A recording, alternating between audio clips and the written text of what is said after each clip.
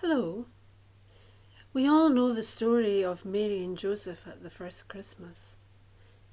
But have you heard how the donkey remembers first Christmas?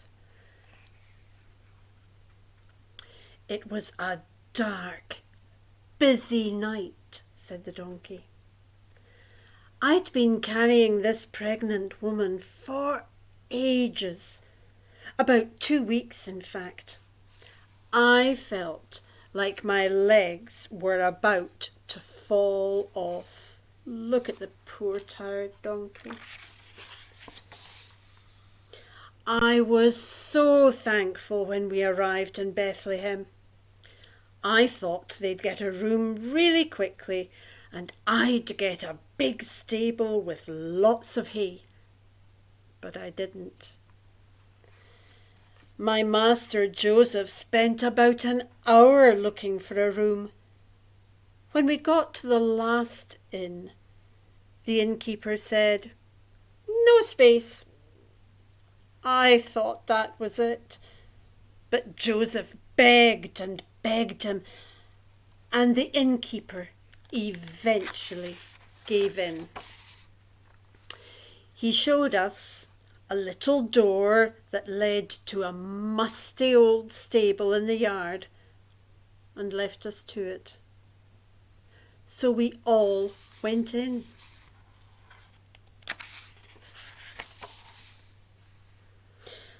There was already a massive, great big cow inside. "They're not all coming in here, are they?" she said. "I'm sorry. My mistress Mary is pregnant. We didn't mean to wake you up," I answered. And to that she replied, "Still, it doesn't give you the right to come barging in here in the middle of the night and wake me up." And with that, she turned her head and wouldn't speak another word.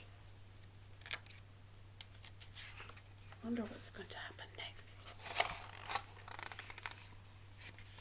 After a bit, there was the sound of someone crying. "They haven't got a baby in here, have they?" said the cow. I looked up and saw a baby. "Yes, it looks like it," I said, and we settled down to try to go to sleep. A bit later, I was woken by a knock at the door. Quiet, so quiet that you could hardly hear it. "Come in," said Joseph softly. There were 3 shepherds at the door. I was a bit angry about this. Didn't they understand? I wanted my sleep. The cow looked up crossly. "They're not all coming in here, are they?" she asked. "Looks like it," I said. And in they came with loads of lambs who started to kick about all over the place. I asked them, "What are you doing here?" And one of them said, "We have lowly gifts for the newborn King Jesus. We have followed the bright star that hovers over your stable." Then one of the shepherds grabbed a lamb and offered it to Joseph. "For the little king," he said.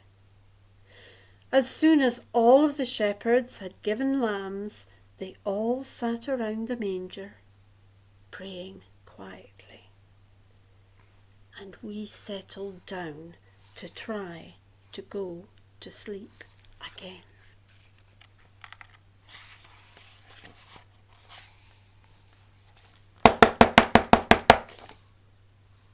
"Come in," said Joseph quietly. The door opened, and there were 3 kings. Yes, kings. I couldn't believe it. "They're not all coming in here, are they?" said the cow. "Oh, it looks like it," I said, and in they came. "We are kings from faraway lands.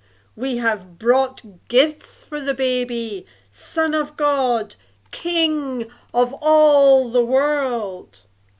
Don't they look magnificent? "I have brought gold," said the first king. He walked forward, stepping over the lambs, and knelt down next to the manger. The others did the same, except that they said, "I have frankincense," and "I've brought myrrh." Somehow they found somewhere to kneel and started praying too. And we settled down to try to go to sleep. Suddenly, I heard faint singing of a chorus outside.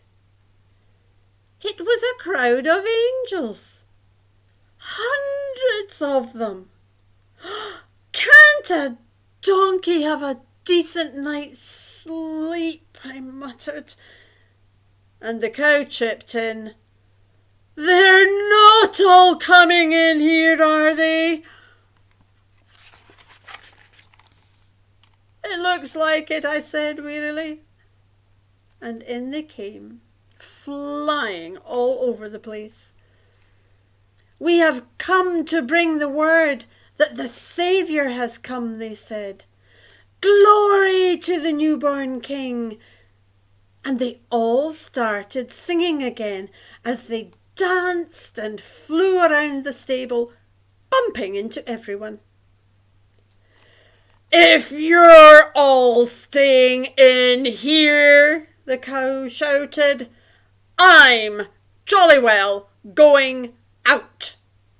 And she started to stomp and push her way to the door past shepherds and angels and over lambs and kings. But a quiet voice whispered, "Would you like to see the baby?"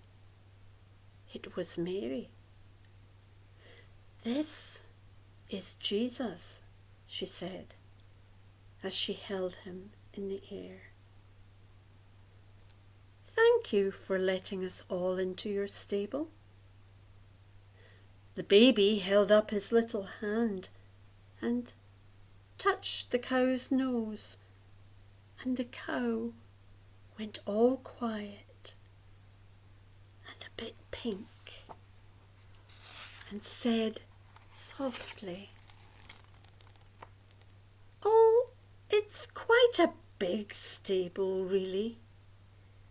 You're all very, very welcome."